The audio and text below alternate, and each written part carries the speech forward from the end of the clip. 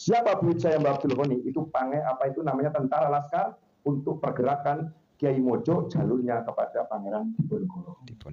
Rumail Abbas berani mengatakan bahwa pemerintahan yang ada di Indonesia yakni Belanda sah secara kacamata kaidah fikih internasional. Itu sama dengan dia menyatakan bahwa Imam Bonjol, Cut Nyadin, Raden Ayu Kartini, Mbah Abbas Buntet bukan pahlawan tapi pemberontak. Kritikan ini, kritikan dari beliau. Lagi saya ketemu sampean Rumel dimanapun, nggak panjang-panjang, tak tabok. Jadi memang pernyataan Rumail Abbas beberapa hari yang lalu memang sangat terkesan membolak-balikkan fakta dan sekaligus sebenarnya ini penghinaan terhadap para pejuang di Nusantara. Jadi sangat wajar kalau kemudian orang-orang yang memiliki leluhur sebagai pejuang di masa lalu itu marah terhadap Rumail Abbas. Engkau ku hargai.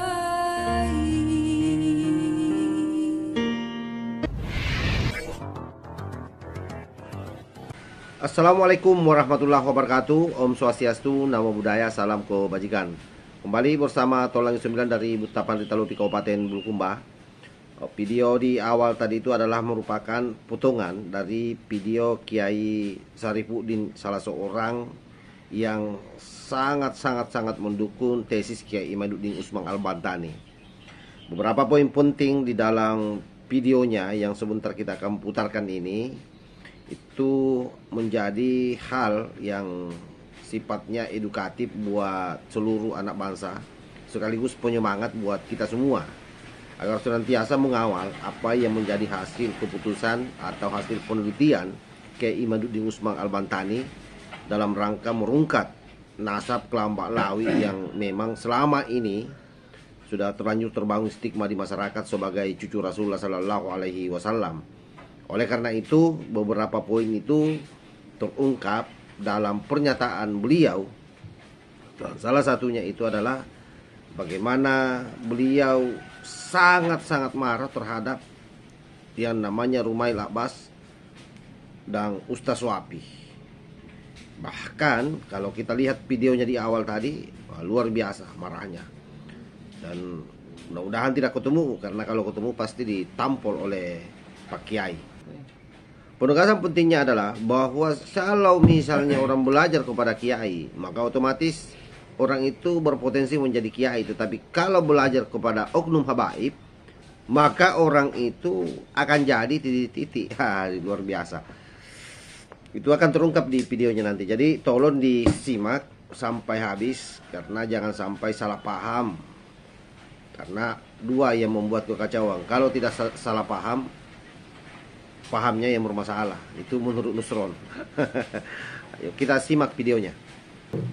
Secara ittifaq wal ittifaq, simpel saja bahwa perlu saya informasikan masyarakat Indonesia saat ini menunggu gebrakan nyata dari Trah Wali Songo dan yang mendukung dakwah ajaran Aulia Itisah. Sekali lagi masyarakat Indonesia khususnya menunggu gebrakan nyata. Bukan berarti mengecilkan untuk kumpul-kumpul atau rapat-rapat. Nyuwun sewu Sultan, saya dulu biasa sendirian dalam tanda kutip berkelahi dengan orang-orang Wahabi dan khususnya FPI yang sudah rungkat. Dan yang agak kurang ajar, FPI rungkat belum dihauli itu oleh Kiai Imad mau dibangunin lagi. Sehingga kalau kemudian orang-orang FPI marah emosi, menurut pendapat saya agak wajar. Dan kewajaran itu jangan kemudian menjatuhkan atau membiarkan mereka semakin kurang ajar. Jadi sekali lagi masyarakat Indonesia khususnya menunggu gebrakan action lah istilahnya dari Trah Wali Songo dan para muhibbin ajaran dakwah Wali Songo. Terbukti itu yang di grup yang baru beberapa hari saya bikin grup WA itu baik yang di grup Kebangkitan Wali Songo dan juga Laskar Sabila Wali Songo, itu ada beberapa anak-anak Indonesia yang di luar negeri dan mereka aktif di medsos. Jadi itu poin yang pertama. Yang kedua tadi, apa hasil dari sini? Karena Kiai Yusuf kemarin sudah ketemu di Banten, saya bocorin ya.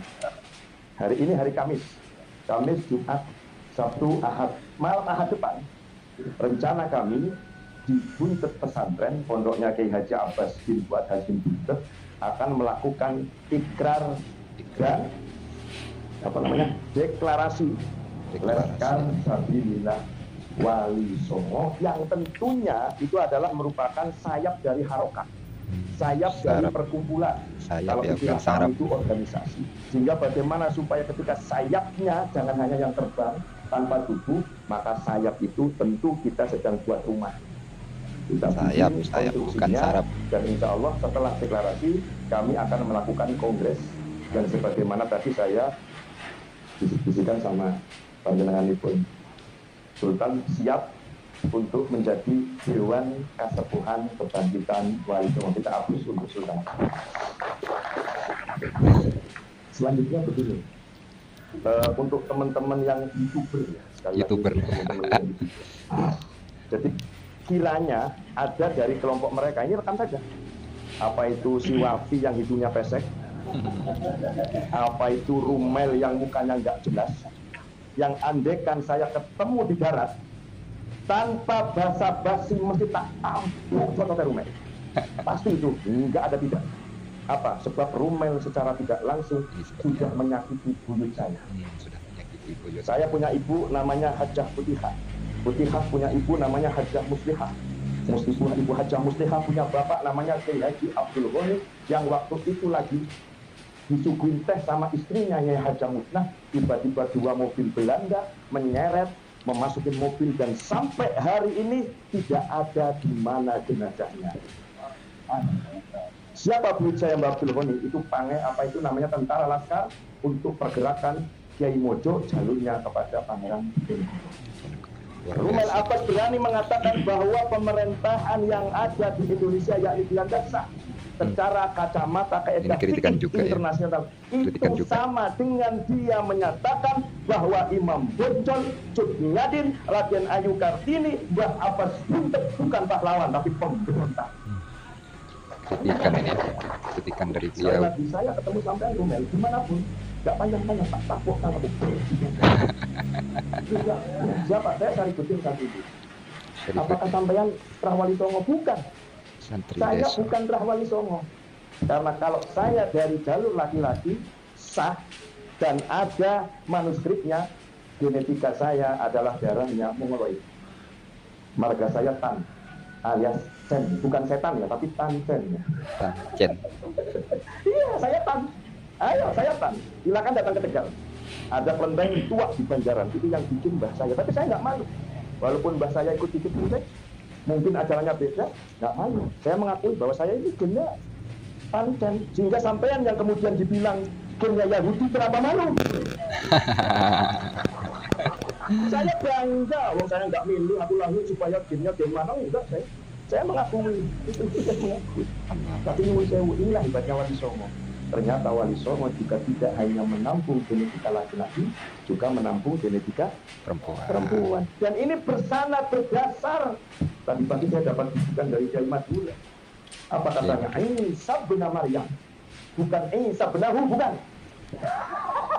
Tapi Isa ibni Maryam, Isa putra ibu Maryam, bukan Isa ibn Allah, bukan. Ini Quran. Halo Pak Alawi.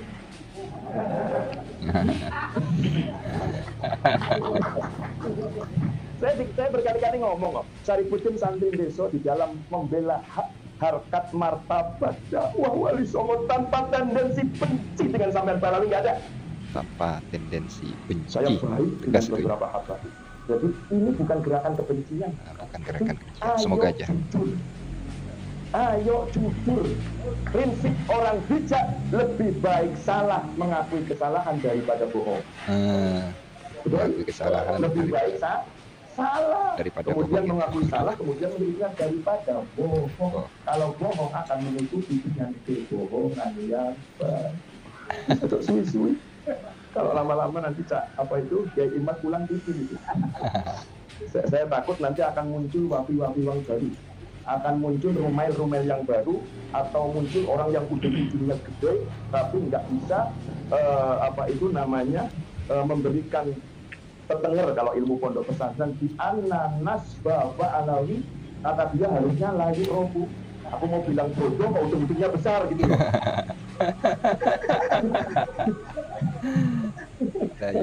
Yang ngapunten gini-gini alumni Kosomo berdiri 10 tahun lah, yang super terakhir sekali lagi tapi kepada YouTuber ya teman-teman ya, ayo semakin berperan aktif. Jadi apa yang sampai dihasilkan dari apa yang disampaikan dari Sultan tadi, dari Kiai Salim dan semuanya, bikin aja durasi pendek-pendek 3-5 menit. Yang saat ini lagi asik ditonton itu 2 medsos, Snack sama TikTok. YouTube jarang-jarang, apalagi kalau kuotanya BPJS. Dan bicara tentang BPJS, naga-naganya oknum Mbak Alawi mau tes DNA kalau BPJS.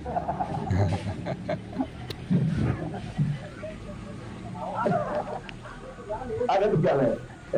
Ini saja. Terima kasih. Semangat saudaraku, semangat para pejuang Wali Songo.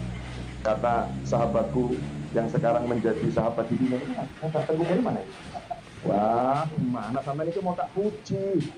Ini teman lama saya di TikTok itu musuhnya Zuma itu dia. Ya, sementara Zuma itu punya anak buah Wafi gitu loh, sehingga pantas kalau si Tengku Kor itu dibiarkan sama Wafi. Pantas. Tapi nyuwun sewu, aku tahu siapa Wafi. Wafi itu adalah muridnya Idrus Ramli. Idrus Ramli itu kelompok NU Garisan. Kenapa tahu? Saya pengurus NU, pengurus Ansor 20 tahun, jadi saya tahu semua. Saya tahu semua. Jadi tolonglah, Wafi aku tahu siapa gurumu Idrus. Siapa itu aku tahu. Berkali-kali kamu ingin menghancurkan NU dengan cara mensiahkan Kiai Haji Said Akil Sirot. Ini ya. Dan Kiai Haji Imaduddin Usman adalah harus kita kampanyekan. Beliau adalah mantan FPI yang sekarang adalah sudah bertobat. Iya, dan tidak takut kualat. Sudah bertobat dan bergabung ke dalam organisasi paling besar populer di Indonesia, yaitu Nahdlatul Ulama dan LDN. Allahumma shalli ala Muhammad. Saya 1 tahun 4 bulan ini mentelaah siapa Kiai Haji Imaduddin dari sahabatnya sendiri, Gus Hamdan Suhaimi, sehingga saya nggak taruh itu lagi siapa Kiai Imaduddin. Selamat, tapi tolong jangan tidurlah. Kalau sampai perginya cuma 1 berat ya. Yang ahli kitab-kitab dari alumni pondok pesantren manapun itu kok akhirnya nambah lagi. Ini ada dagelan Sultan, dulu ya Sultan ya, ikut aja. Jadi saya itu dulu ketika mondok kepada kiai 5 tahun, 10 tahun, kemudian 20 tahun bisa berubah menjadi kiai. Masya Allah. Dulu santri saya. Allah. Tapi siapapun yang berguru sampai habis sama habis, jangankan 10, 100 tahun sampai kiamat kurang 2 hari nggak bisa berganti dari habis.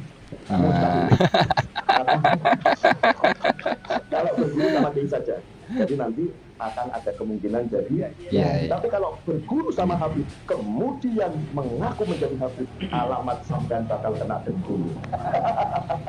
Nggak disanggul. Mari kita ikut ajaran Wali Songo, ajaran yang ramah, tidak marah-marah, ajaran yang merangkul ya. Saya kira jelas ya, poin-poin yang disampaikan ini semua sangat rasional, dan intinya bahwa Kiai Sarifudin sangat mendukung apa yang menjadi hasil penelitian Kiai Imat, dan ini mesti dikawal. Termasuk support beliau terhadap Wali Songo, saya kira sangat luar biasa.